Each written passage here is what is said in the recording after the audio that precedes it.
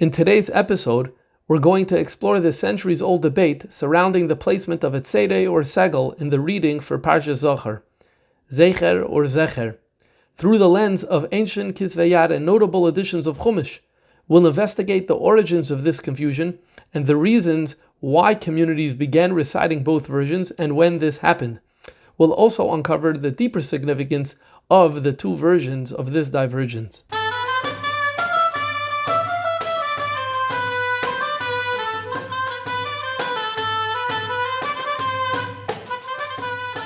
This week, it's Parshas Zachor. Parshas Zachor we read from the end of Parshas Kisei, the pasuk. Let's read the pasuk inside. It says, "V'haya v'aniach Hashem alekecha lecha mikol oyevecha misaviv." When the Eibishter is going to bring you to Eretz Yisrael, and He's going to put all your enemies away. V'aretz asher Hashem alekecha noisen lecha nachala l'rishta, in the land that the Eibishter is going to give you as your inheritance. So then, after you're in Eretz Yisrael, and after you deal with the local enemies, so then, Timcha as Zeicher Amalek mitachas hashamayim. You should erase the memory of Amalek from under the heavens. In almost all Chumashim that are printed today, it says Zecher with a tzeirei under the Zayin and a segol under the Chaf. And as we move through the Shir, it's going to become clear why. And the pasuk ends off saying, "Lo tishkach," that we should not forget. Because remember, the passage begins with the word Zachor. You need to remember. That's why we call it Shabbos Zachor.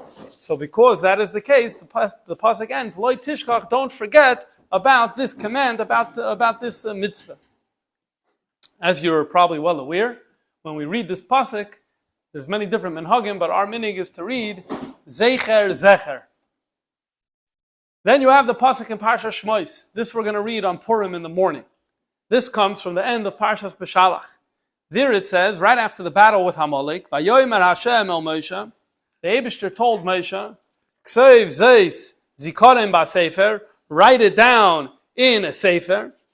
Either this means in the Sefer Torah, or maybe it means in some other book. Somewhere in Sefer Bamidbar refers to a Sefer Mochamas Hashem. So the Mefarshim discusses, Mochamas Hashem an independent book that's outside the Torah that's been lost?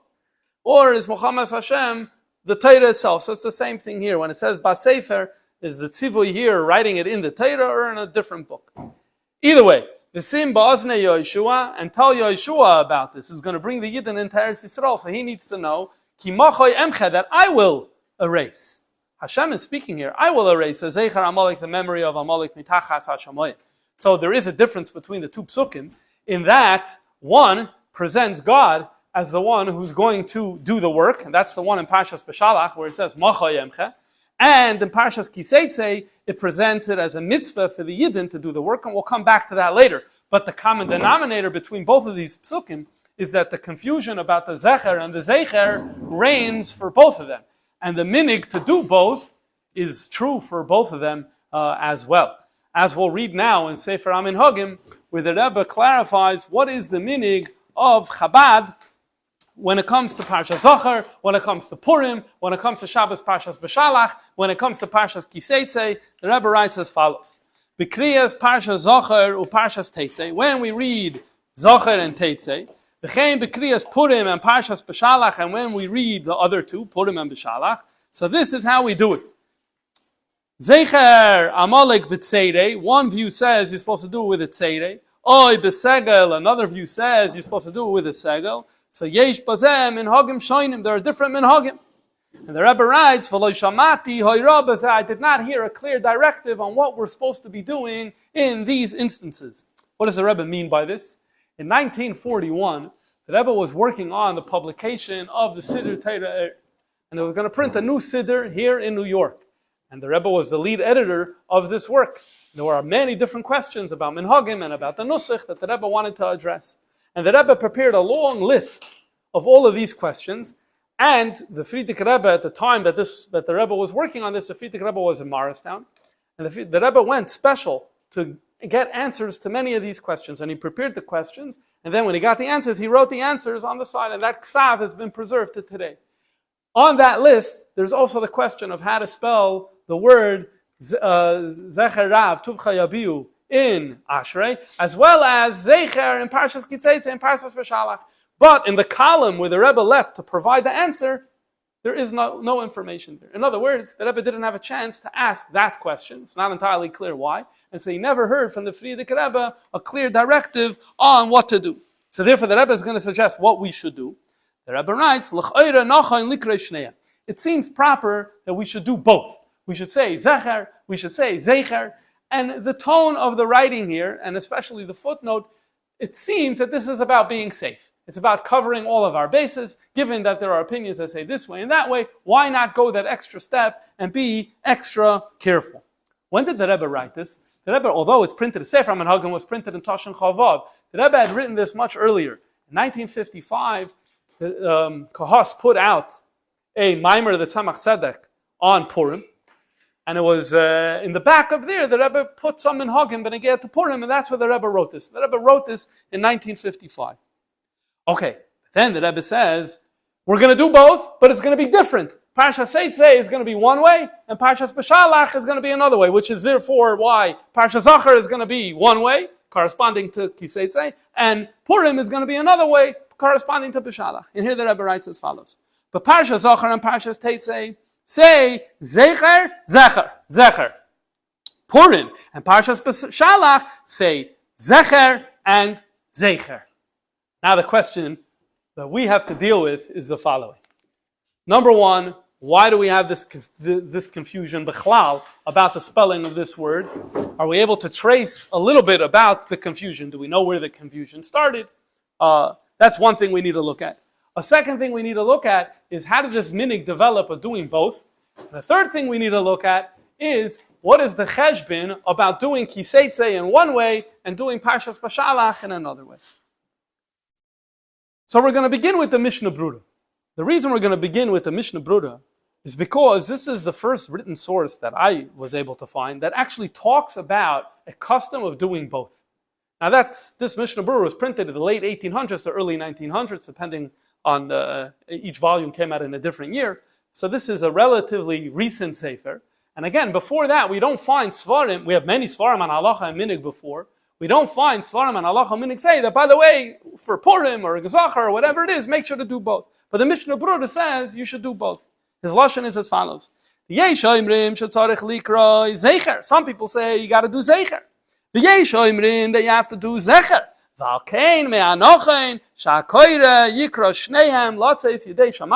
In order to play it safe, a person should do both. He's the one who suggests that the person should do both. By the way, he doesn't say which one first, which one second, or exactly how to do both. He doesn't say. In addition to the fact that you could do Zeicher first or Zecher first, there's also a whole other question here on how you do it. One ofen would be, you read the pasuk over, you do the pasuk once, and then you do the pasuk another time. That would be one option.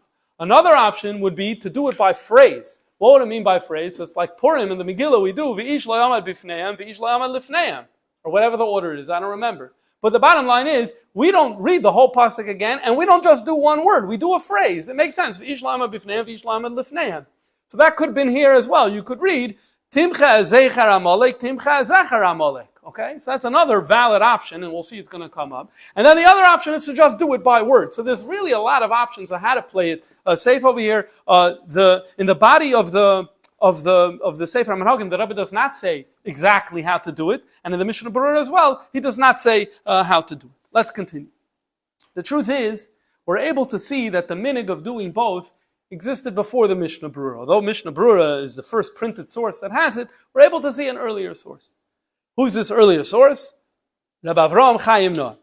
Rabbi Avraham Noah is a Chabad Chassid who lives most of his life in Eretz Yisrael, and he is very passionate about halacha and minig, and he writes these svarim called Ksais HaShulchan. These came out in the 1930s. And he writes over there as follows.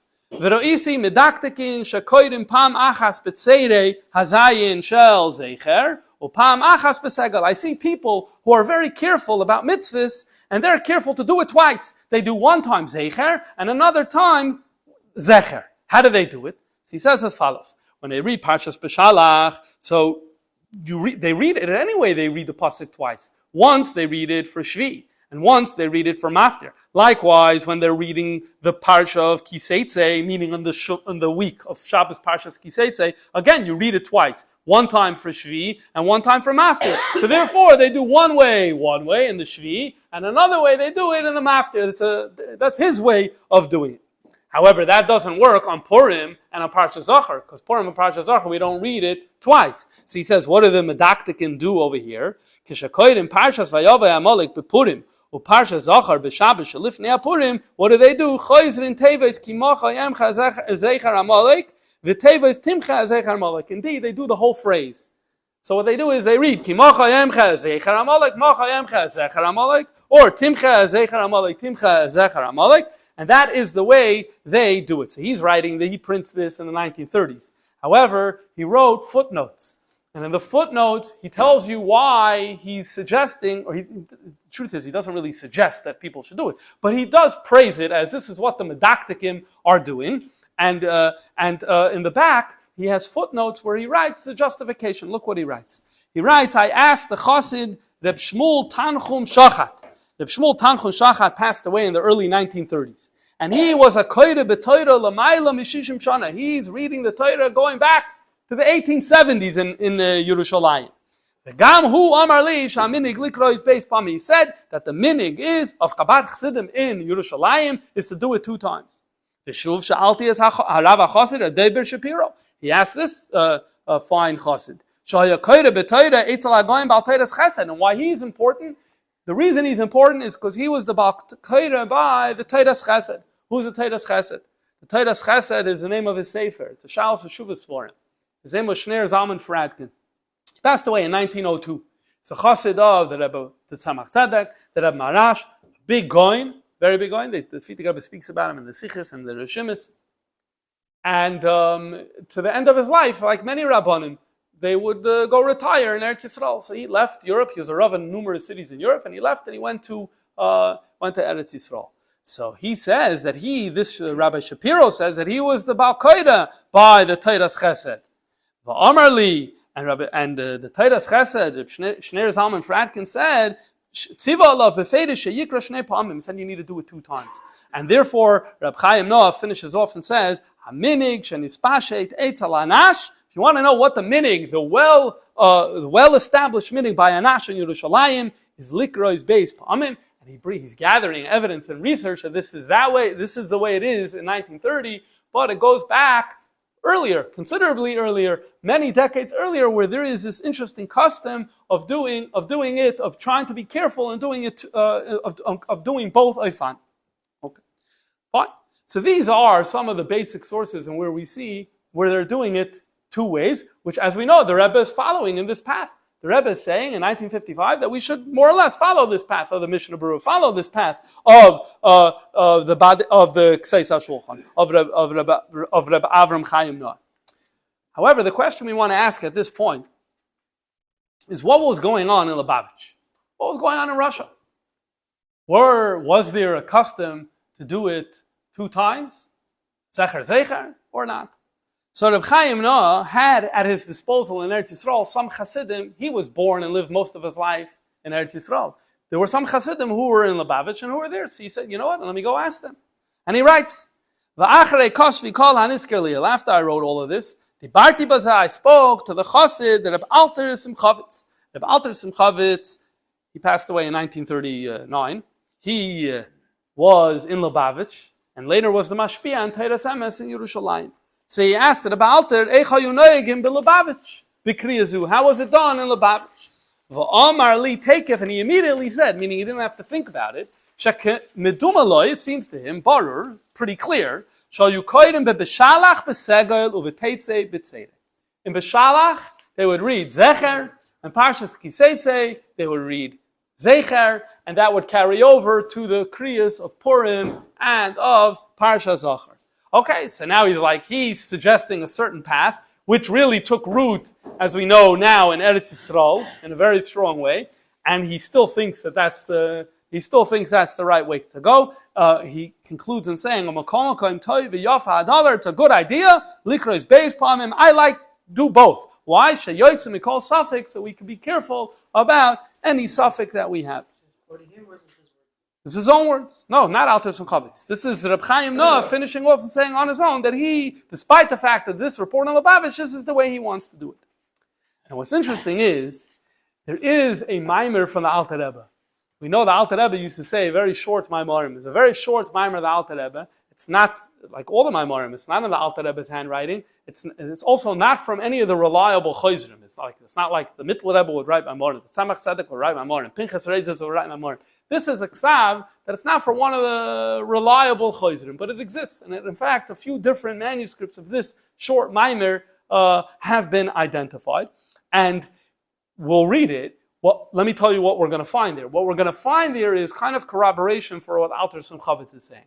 We're going to find Bishalach being a Zecher, and we're going to find Kiseitse being a Zeicher. Okay? That's what we're going to find in this mimer. I do have to say, though, and the Rebbe pointed out when he commented about this mimer, is there's some problems with this mimer.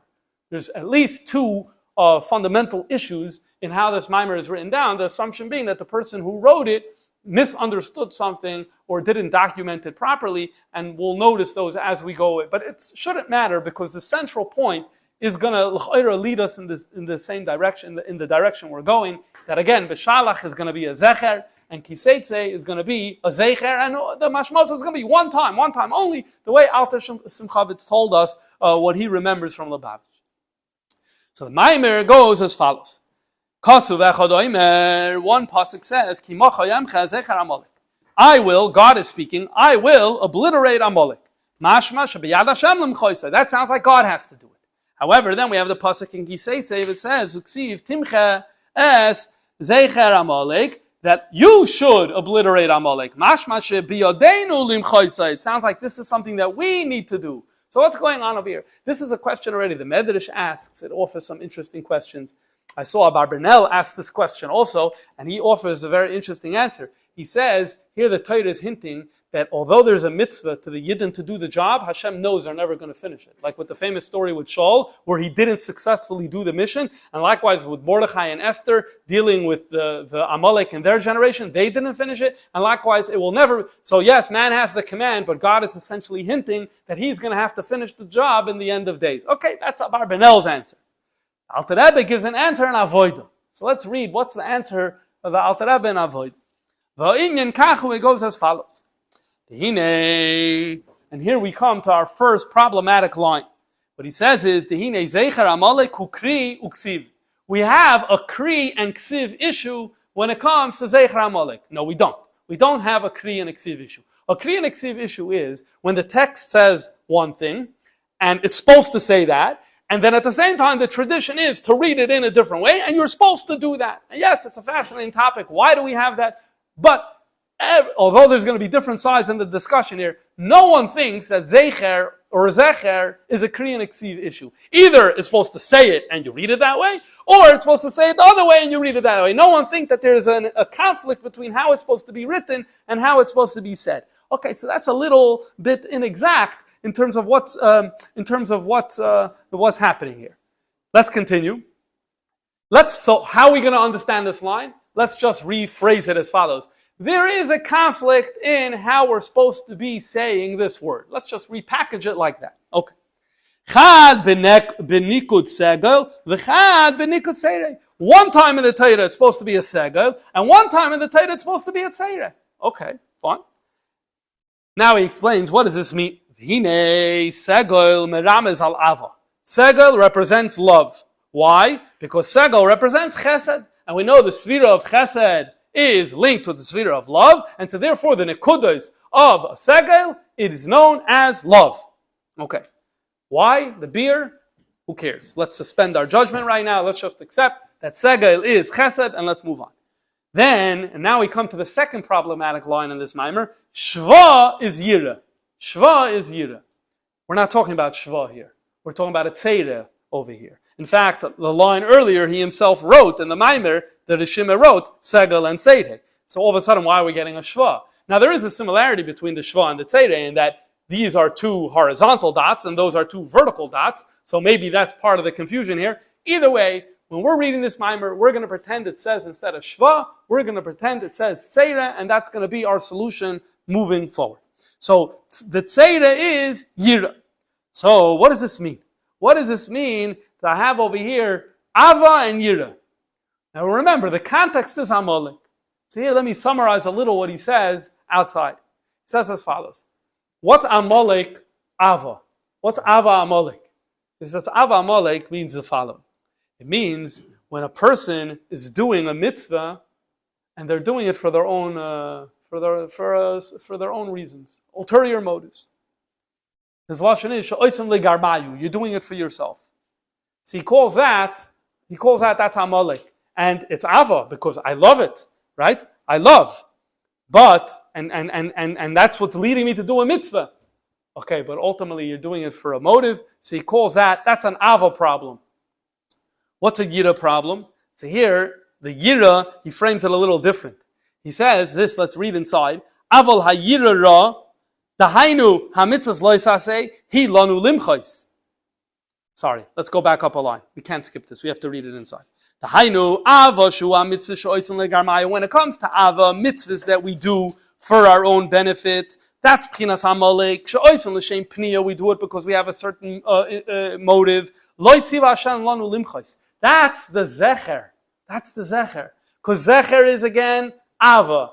That Hashem is going to take care of that problem. The problem that we have, that our motives aren't pure when we do mitzvahs, and so therefore we have an Ava problem, that Hashem is going to take care of. So therefore it says, Hashem says, I'm going to deal with it. Aval ha-yira ra, the Amalek of Yira, what is that?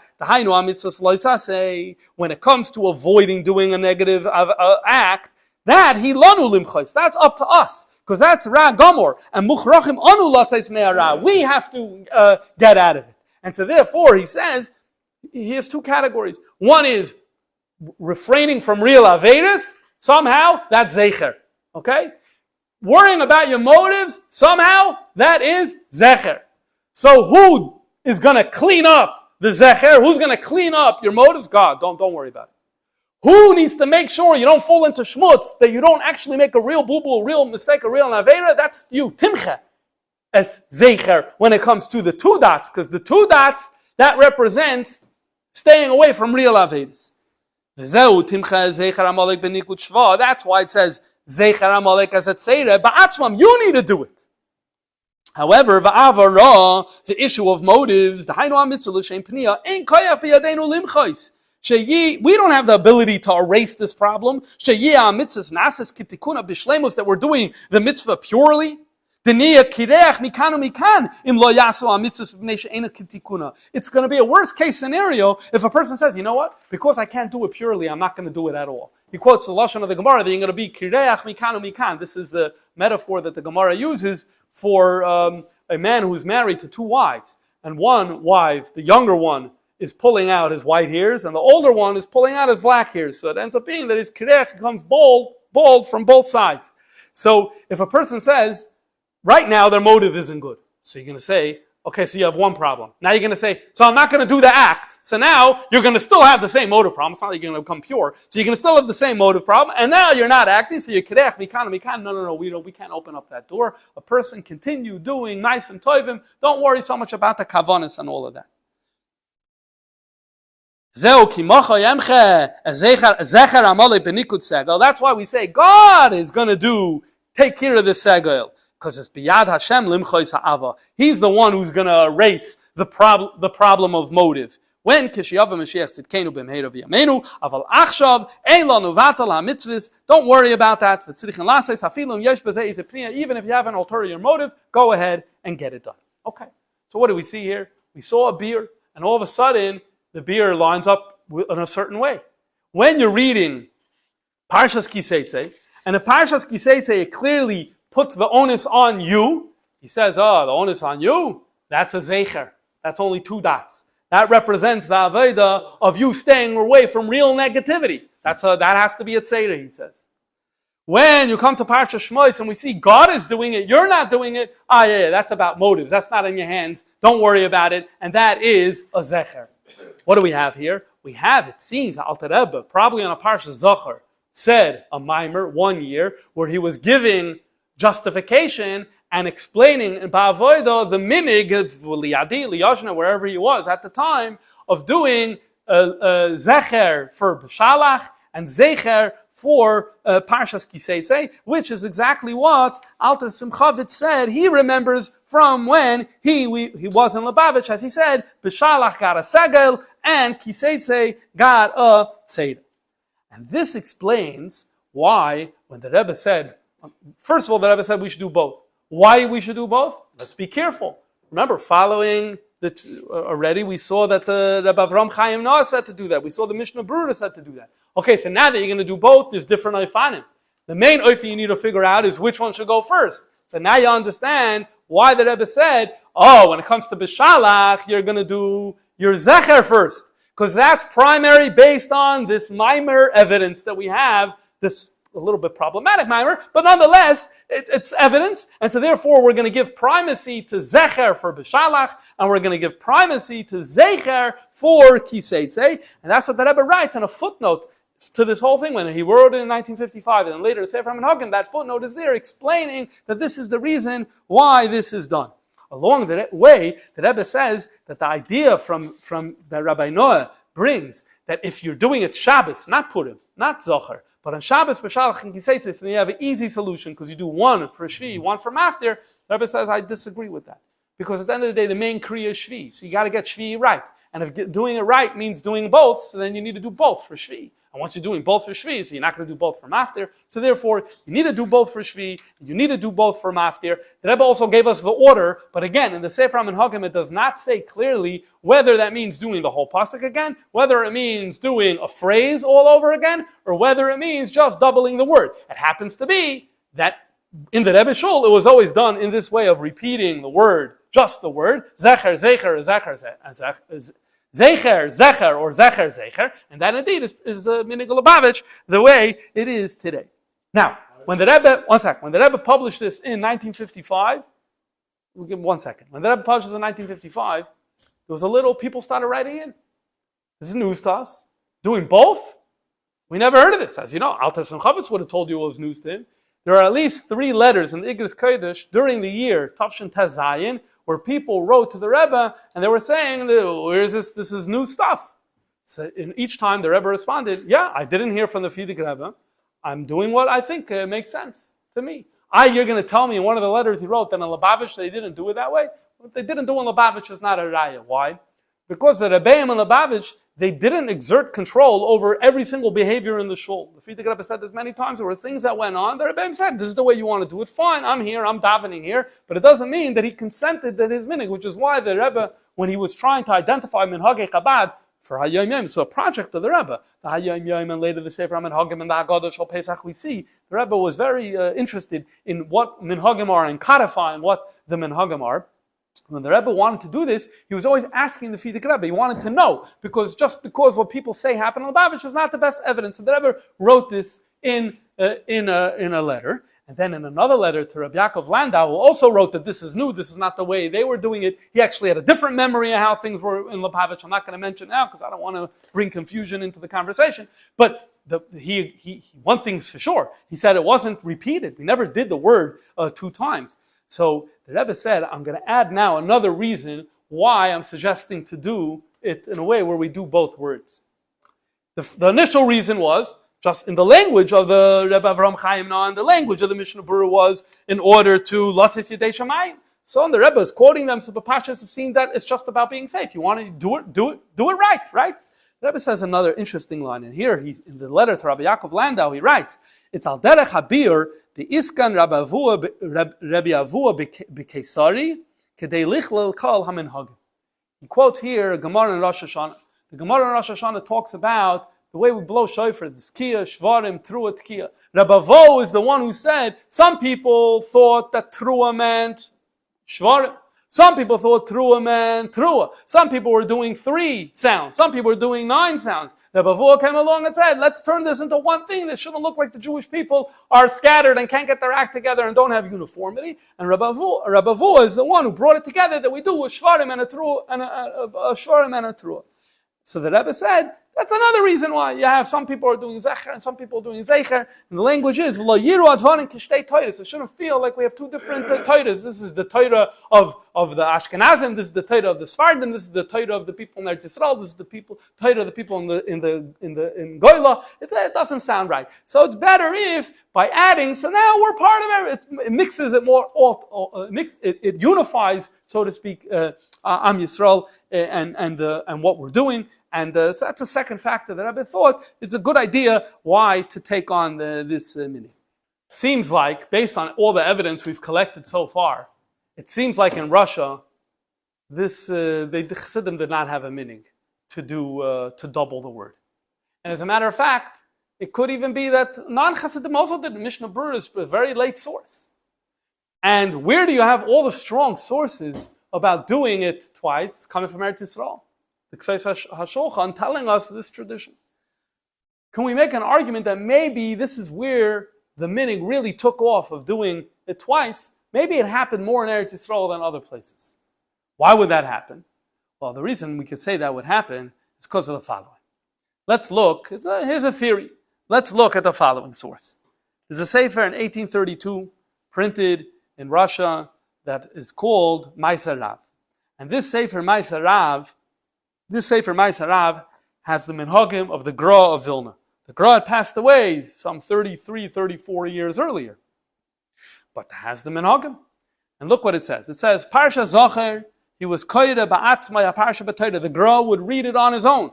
He wouldn't be yaitz for someone else. It's such an important mitzvah. Do it yourself. Kishu koyre Parshas Zachor, koyre Zecher, b'segol tachas hazayin. He did Zecher. That's the way he did it. He only did Zecher. Amar HaKosev, in a footnote to Rabbi Yisachar Ber, who's the author, backs this up and says, many people testified about this.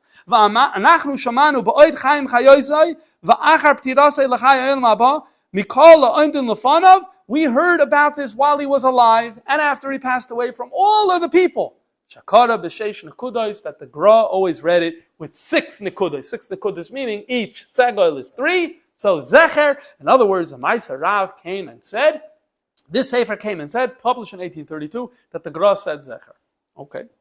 Now, before this book was published in 1832, they were preparing for print many years in advance. And the many years in advance, they went to Reb Chaim Volozhiner, who was a student of the Gra, to get Haskama. And they come to Reb Chaim Volozhiner, they give him the sefer, he reads it, and he writes a Haskama. But let's read what he writes in his Haskama. He writes, and obviously the Chaim Volozhiner passed away about 10 years before the sefer was printed, so he wrote this letter before his passing. The argument of doing Zecher, I heard from the Gra, Zeicher. So maybe your listeners that you have made a mistake, and they heard 6, but really it's supposed to be 5. I wasn't with the Gra at the end of his life. So maybe the Gra had a change of heart at the end of his life. So so do more research. Do more research. Maybe he did more research, and that's why Rabbi Yisachar Ber wrote that footnote, where he wrote, Amar HaKosev Kein Eidu Ram V'chein Shleimim. He wrote it because now that he saw that Haskama, he did more research, and this is what he had. And this goes out there. There are a lot of people in the world who want to keep Minhagei HaGra. So if you have this, you want to do Minhagei HaGra, what do you do? What do you do? So it's very possible to imagine a scenario where someone says, well, we have 2 testimonies about what the Gra himself did, so let's do both of them. Let's do both to be Yotzei Rabbi Yisachar Ber and all of his sources, and let's do what Reb Chaim Volozhiner said, to do his sources. And it could be that this is how the minig really begins, and we know that in Yerushalayim you had a lot of people who followed the Gra. There was a very, the Prussian community in Yerushalayim, and they were very particular about Minhagei HaGra. And if you're very particular about Minhagei HaGra, this makes sense. I'll explain why I'm saying this. Because if you think about it, you know, the general way we deal with these in Yanim, in Minig, is you follow your teacher. You follow the Messiah. You follow your community. So your community does it this way, so you do it this way. Your community does it that way, so you do it that way.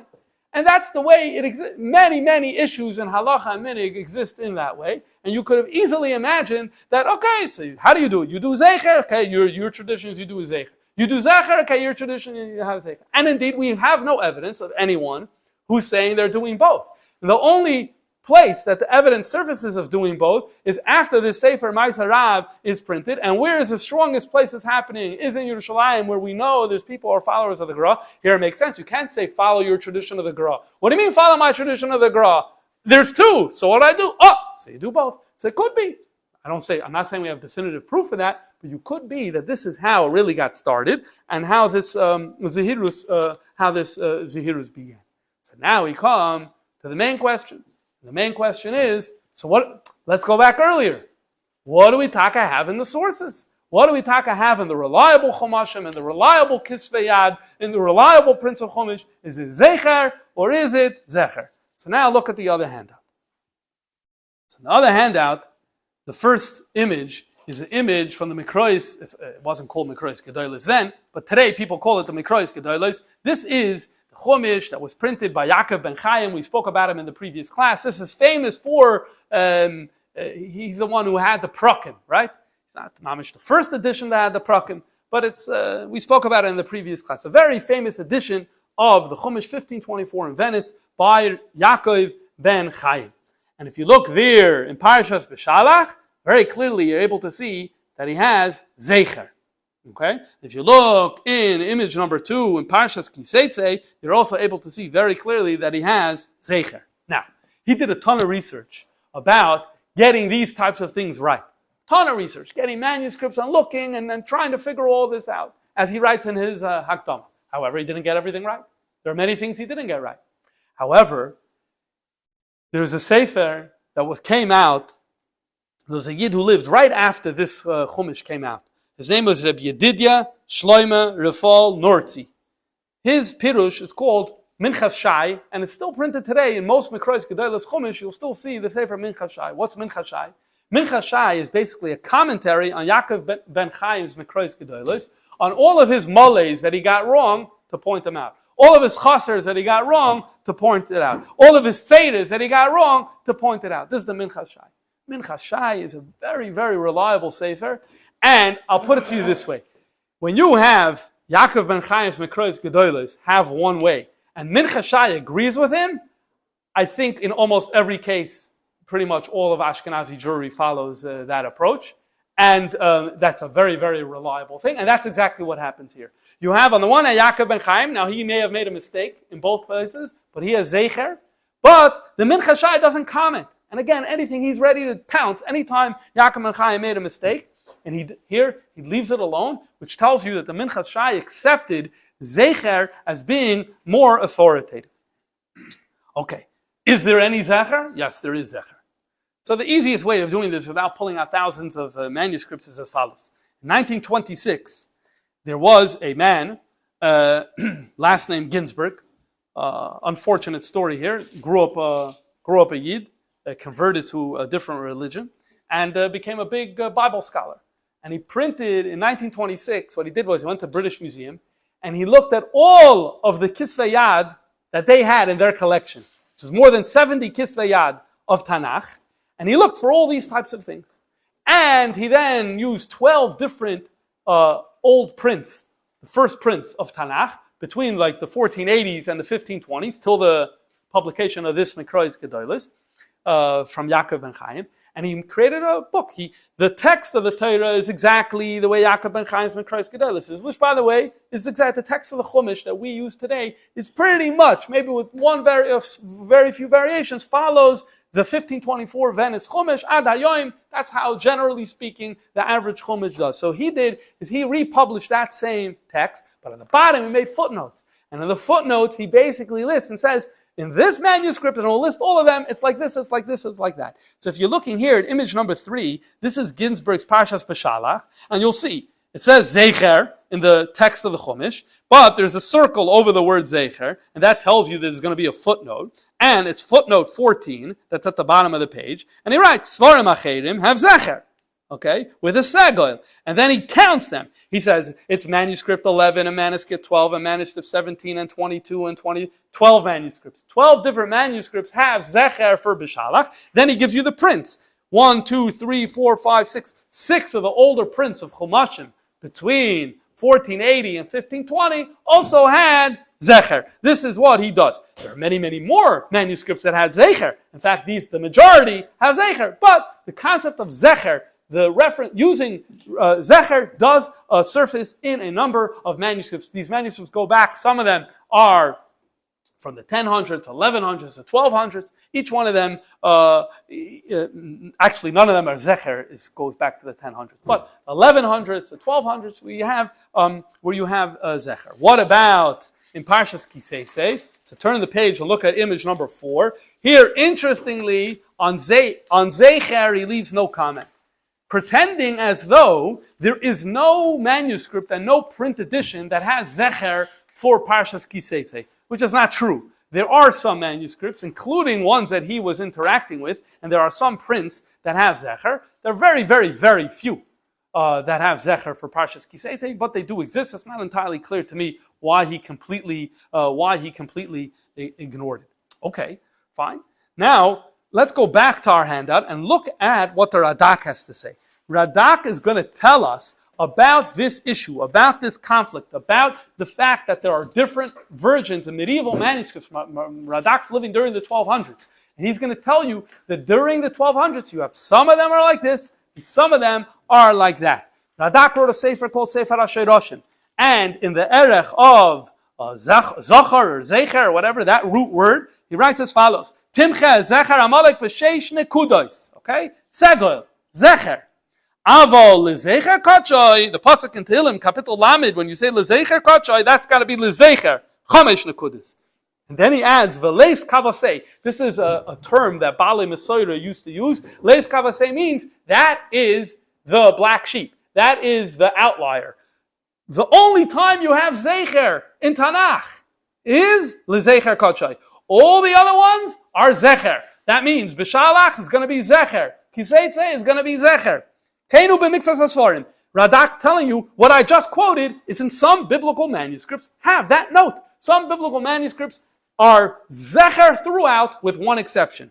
Uv'mixas asfarim. However, there are other books, kol zecher b'chamesh nekudas. They're always with 5 points. In other words, it's always zecher. It's always with a tzeirei every single time. And so here we see that our Radak is telling us that during the 1200s, there was a variety in biblical manuscripts on this, which is exactly what we saw in Ginsburg's Tanakh from 1926, where for B'shalach he showed us, for Kiseitze for whatever reason he didn't show us, but we know that they existed, and the Radak is showing us here that they existed as well. You had both of these ways of doing it.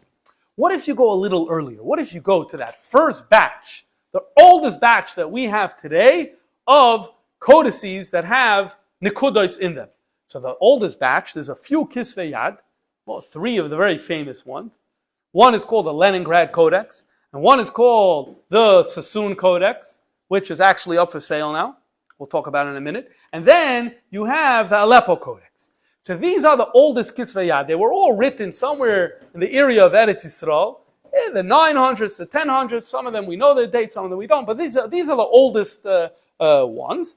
They're very reliable. That said, although I'm saying they're very reliable, the Chumash that we use today does not follow them in every respect. However, it will be interesting to look and to see what do we have in this family of oldest manuscripts. So we'll start with the Leningrad Codex. It's called Leningrad Codex because there was this big collector. His name was Firkovich.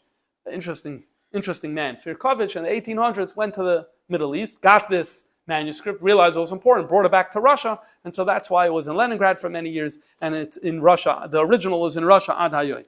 And you look on the right-hand side, it's a little messy, but you're able to see, if you look as Emche, as Zecher, Amalek, you're able to see it's Zecher with its tzeirei. And likewise, on the left-hand side, from Parshas Kisei, there it's even clearer, Timche, as Zecher, Amalek, you're able to see that it's Zecher. This is from the Leningrad Codex, from an Erech, the year 1000. Now we have this Sassoon Codex, also from the same era, from the same region. This it was put up for sale and this hit the news. I don't know if any of you had a chance to see this. You seen it? So basically, yeah, I heard you guys are buying it for me as a Mishleach Manas. I appreciate it. So yeah, they said it's gonna go up for auction in May, some millions and millions of dollars, because these types of things never go up for sale. So fine.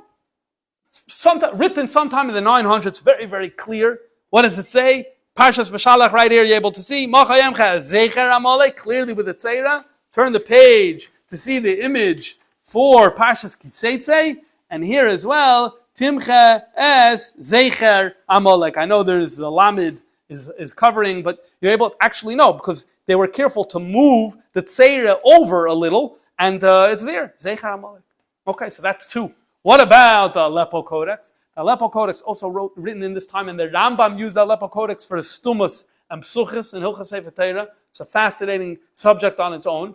The Aleppo Codex, unfortunately, till Parshas Hazinu, is gone. And there's actually a very interesting book I read about where it is, because the going theory always was that the pages were burnt. Well, now there's a theory that maybe they exist somewhere today and they're just stolen. So Mati Friedman wrote a very interesting book. It's called Aleppo Codex, if you're interested in reading up about it. So we don't have Parshas Tzeirei and definitely not Parshas Beshalach in the Codex. When it came from Syria to Eretz Yisrael, those pages are gone. They're not there. Okay. But in the 1800s, there was a Jew named Rabbi Yaakov Sapir. Rabbi Yaakov Sapir lived in Eretz Yisrael. He was very interested in this type of stuff. He sent a letter to the Chachamim in Aleppo with a whole bunch of questions, 550 questions of how is it written by you in this area. And they got a response. He never published it. And it was sitting in the library here, the JTS library in New York, not his own handwriting, but someone copied the answers, and it was sitting there. No, in the 1980s, someone came across this thing and realized how valuable it is. Because although you don't have the Aleppo Codex itself, but here you have 550 different testimonies about how things were written in the Aleppo Codex. And so it's been published. What do you have over there? Here you'll see item number 136 is Zecher. So he wrote, is it Chamesh Nekudos? What was the answer? Cain. Parshas Tzeirei is item number 379. Is it Zecher? Is it Ches Nun, standing for Chamesh Nekudos? Is it Zeicher? The answer that came back is Cain. Yes. So here you have, from this oldest family of biblical manuscripts, codices, we have Zeicher. So in other words, like this, the strongest argument for Zeicher is the fact that it's the Mikrois Gedolos, which really became the minig, together with Minchas Shai and the other people not making a macha. That really is what solidifies Zeicher as the optimal choice. Add on top of it the fact that you have this family of early codices, so that only makes the case even stronger. And that's why the Chumashim that we have today, Tako, they say Zecher. They say Zecher because of this. But at the same time, the reality is that at the very least, from the 1200s on, there are manuscripts that are going around that say Zecher. And they exist. And it's not one, and not two, and not three. And for all we know, they represent an older tradition. There is no way to know. However, there was a medactic named Reb Shloime Zalman Henna, and he lived in Germany in the early 1700s, very big into diktuk. And he's a very important name when it comes to anything diktuk related or nekudos or things like that. Fascinating individual. And in his sefer called Sharei Tefillah, he basically wants to say that it's got to be Zecher. He wants to say that in davening, it's Zecher Rav Tuvcha Yabiu, not Zecher. Our Siddur says Zecher. No, it's got to be Zecher Rav. And he says, if you look at all the proper Svardim, that's the way it says it. And he blames it on the Svardim. He says, if you go to the Svardim, you'll see that by them, they have Zecher. And then he comes up with an interesting theory. He says, in the Sephardi pronunciation, there isn't much of a difference between a tzeirei and a segol. So, if you're a Sephardi scribe and you're writing, so whatever, in your heart, Zecher, so you just write it as Zecher. Because there's no difference, tzeirei and segol. And so that's why his argument is, he would tell you that if you go back to the earliest manuscripts and look, you'll find that the Zechers are going to be Sephardi. Now, I didn't have the chance to do that and to look into that. That's going to be very, very tedious work to actually try and figure that out. But it has his argument. His argument's going to be that the origins of the mistake is in Zecher. We know the Radak is testifying about Zechers. The Radak is in Provence, and he emigrated from Spain. He was once in Spain. Amhad came. They go north, and they go to Provence. So for all intents and purposes, the Radak is a Sephardi. So the Zalman Henna's argument is the MS is Zeicher, and it's a Sephardi pronunciation issue that turned into Zecher. Is he right? Is he wrong? Ich weiß nicht. Okay. Yeah. And again, we're going to keep Ashrei out of the discussion, but we definitely see here that the two subjects are related to each other. Okay, now here's an interesting thing to do, and that is, can we bring maybe a raya from an interesting Gemara that Zecher is the way to go? And that's what we're going to do now. We're going to bring a raya from a Gemara that Zecher, again, all of the evidence, the stronger evidence is all leading in the direction of Zecher anyway.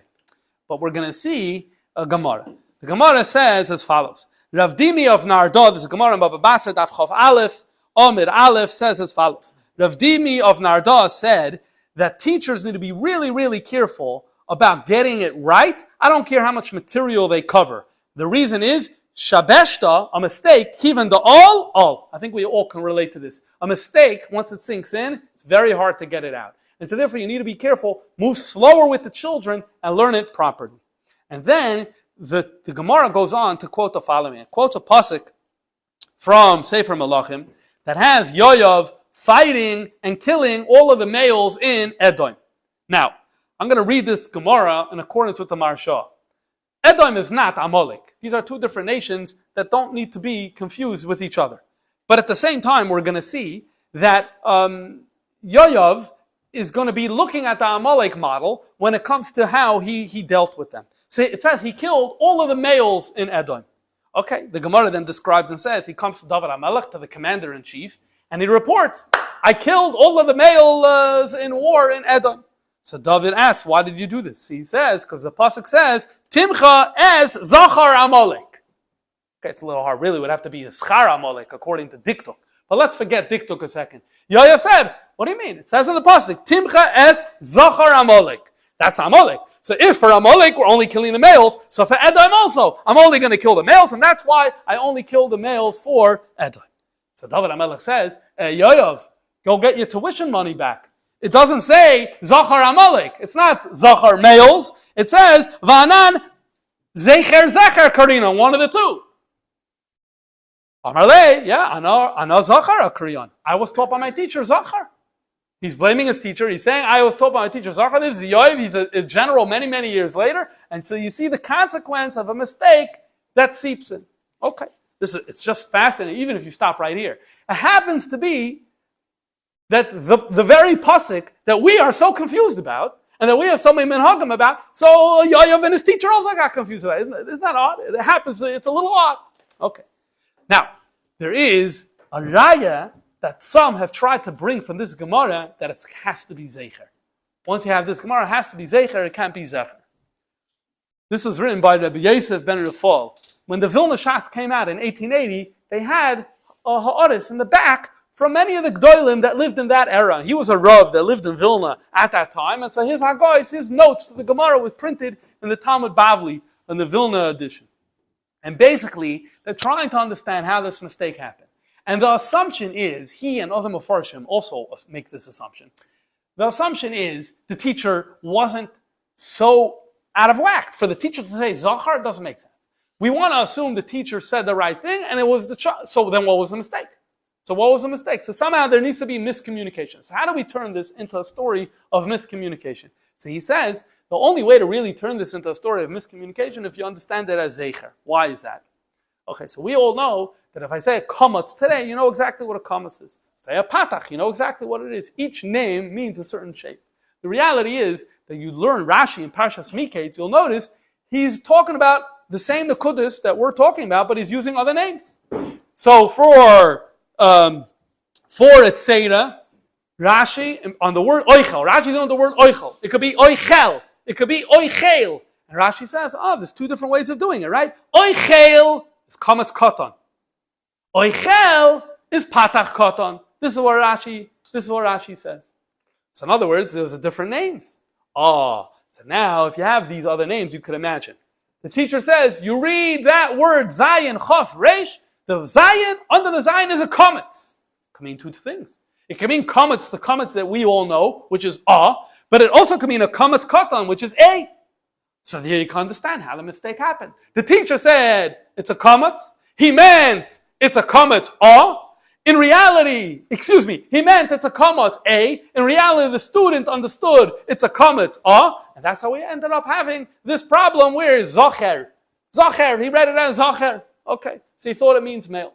But if you say that it was originally there, a segol, So Zecher would have been called Patach Kadon. So what's it? He's going to say Patach. So how do you get to Zachor? Then it will be Zecher or something else. And so therefore the mistake is only conceivable, he says, if we assume that under the Zayin is supposed to be a tzeirei, otherwise known as a kamatz katan. This is what Rabbi Yosef ben Rafal says. So you can add it as another piece of evidence to the conversation that maybe Zeicher is the better way to go. Okay, so really by now we've answered our questions. We answered our questions because we're able to see where does in terms of the information that we have, it does seem the weight of the evidence is on the side of Zecher. There definitely is a tradition of Zecher that goes back a very long time. At least what we able to know, at least to the 1200s. There's a tradition of Zecher. And therefore, it happens to be, there's a minig today to cover all of our bases, to do both. And we were able to see that because the Alter Rebbe had in his Maimer the idea where he was giving, there's this division between Bishalach and Kiseitze, where for Bishalach sounded like it was a Zecher, and Seitze sounded like it was a Zeicher, so that's why we end up having the minig, that when we do both, we give preference to one over the other. However, in order to finish, we need to finish with the following. Reb Chaim Noah writes a lot of what we've been reading, he discusses this. And during this conversation, when he's going, remember he's doing research to know the older people, what did they say, what was the minig? He writes as follows. He says, I asked the chassid of Shmuel Tanchum Shachat. Now remember, Shmuel Tanchum Shachat told him that I've been learning for 60 years, and we always did it both, right? Well, he also said another thing.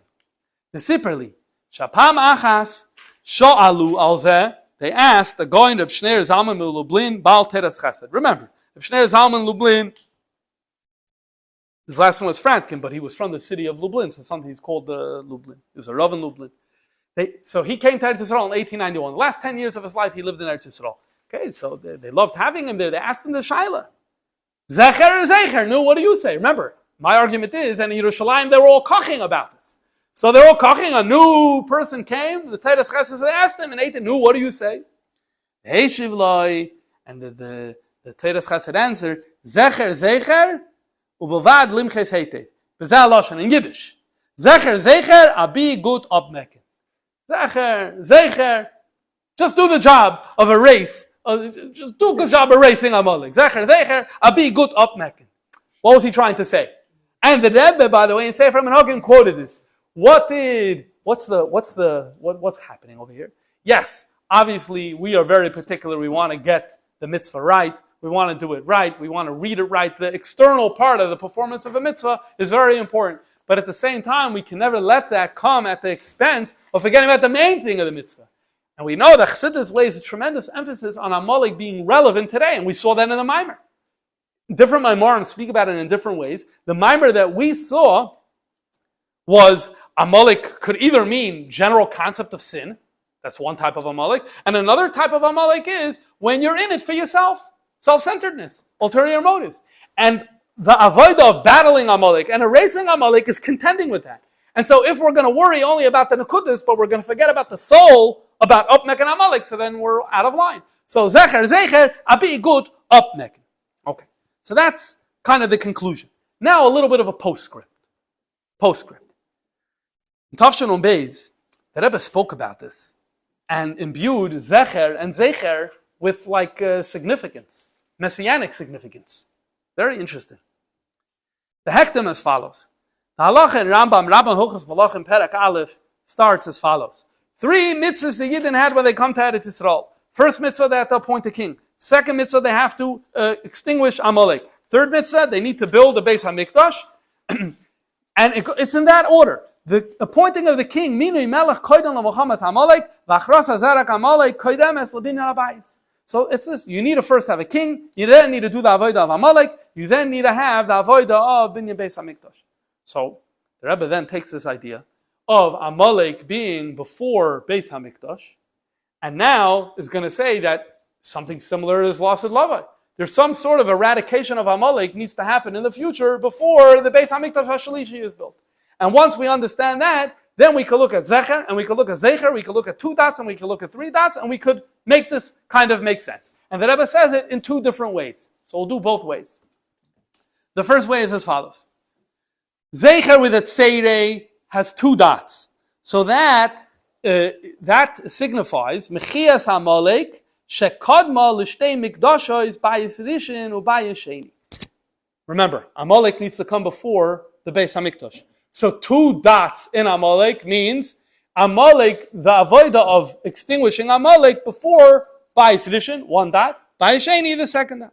The Zecher b'segol, if you have three dots in your Zecher, Roimez, that represents on doing the same thing, Mechias Amalek, but not doing it in advance of the two dots of Bayis Rishon and Bayis Sheni, but doing it in advance of Bayis Shlishi, which represents the third dot. Why? Because number one, it's three, and number two, the Beis HaMikdash, it's not only the third in a sequence, it's also HaMeshulash. Tafshin on Beis Rebbe uses a lot. In the earlier years, almost never. But calling the Beis HaMikdash Meshulash, referring to Zeicher, the Zeicher spoke about the fact that the Beis HaMikdash is the future Beis HaMikdash will include Mishkan, Bayis Rishon, and Bayis Sheni. Like all the good things about those three prior buildings will be in the Beis HaMikdash Hashlishi. So therefore, it's Meshulash. It's comprised of three older buildings. So that's why it's Meshulash. So Zecher, Zecher is what happened in the past. Zecher happened in the past. That in order to get, you needed to wipe out Amalek in order to get to Bayis Rishon and Bayis Sheni. That was Shaul. Shaul had to wipe out Amalek to get to the Mishkan, which eventually led us to one dot Bayis Rishon, two dots Bayis Sheni. But then we have the wiping out of Amalek that's going to happen in order to get to the third dot, the three dots. That's the Beis HaMikdash HaShlishi. And that's which is also Meshulash. Now, in this model, which one is better? So the segol is better. All of a sudden now, Zecher is winning. Zecher is way ahead. Zecher is behind. Okay. The problem, what's the problem with that? Now that's good, because on the one hand, there's a Sikha being said, Parshas B'Shalach. So Zecher should be in front, right? On the other hand, if you're reading it in Parshas, okay, let's read the second Eifin. Then the Rebbe says as follows. V'yesh loymar ba'Eifin acher ksas, u'befrat ba'akriya the Parshas B'Shalach, shemakdimim Zecher b'segol, Zecher b'tzeirei. Comes on B'Shalach, we're reading segol first. So you're telling me segol, yeah, that's primary. It's Beis HaMikdash HaShlishi. And then what's after that? It's all downhill from there. You don't go downhill. So until now it is. No, because you're supposed to do the main one, you're supposed to do first, right? But on the other hand, if you do the main one first, the better one, so it's like the main one is Moshiach and the Beis HaMikdash HaShlishi, and then right after that, it's like a little bit of a downer. So therefore, the Rebbe is now going to change it, and it's going to say in a different Eifin that actually 3 could be Galos and the past and all of that, and 2 is going to somehow be the Beis HaMikdash HaShlishi. How is that? So he says as follows. Shezecher b'segol, having the 3 dots, that's koi al prote hadargis da mishkan, Bayis Rishon and Bayis Sheni. Segol, that's our past. That we needed to do Mechias Amalek, Shaul, in order to get to a Mishkan, Bayis Rishon, Bayis Sheni, 3 dots. Zecher b'tzeirei, however, when we have Zecher and Amalek b'tzeirei, that's koi al bezoi fanim kolim ba'mikdash, that represents 2 general ways of having a Beis HaMikdash. Where is there 2 in a Beis HaMikdash? 2 categories, because all the Bate Mikdashos fall into one of 2 categories. Mikdash sheyakumu b'meshach zman v'achar kach charav. They're there for a time, and then they are destroyed. Or Mikdash nitzchi. So you can take the Mishkan, and Bayis Rishon, and Bayis Sheni. You can put it all into one category, the category of temporary, and then there's a second category of nitzchi. And in that way, you can look at Zecher as talking about our past, the Mishkan in the past, the Beis HaMikdash of Rishon in the past, the Beis HaMikdash HaSheni of the past. Now we read the word Zecher. Now let's go up the next level. Zecher, higher level. Why the 2 dots? The first dot encompasses everything that we just spoke about in the past, and the second dot is the qualitative difference of the Beis HaMikdash HaShlishi. Again, the reason all this is here is because in order to get to Beis HaMikdash, in order to have any of the buildings, the Mishkan, Bayis Rishon, Bayis Sheni, Bayis Shlishi, all of these structures were only possible with Amalek being wiped out, which is why you have in the Zecher of Amalek, you have hints to the Batei Mikdash because one depends on the other. Fine, so this is a fascinating thing that the Rebbe is really looking at the significance of this in a very interesting way, obviously. But I do think that in Avodah we need to remember that Vort, and the Rebbe put it in Sefer HaMinhagim. And that is Zecher Zeicher or Zecher Zecher of Rabbi Gut Upmekin, trying to find how the avodah of Amalek is relevant to us and in our personal lives, and to remain focused on that.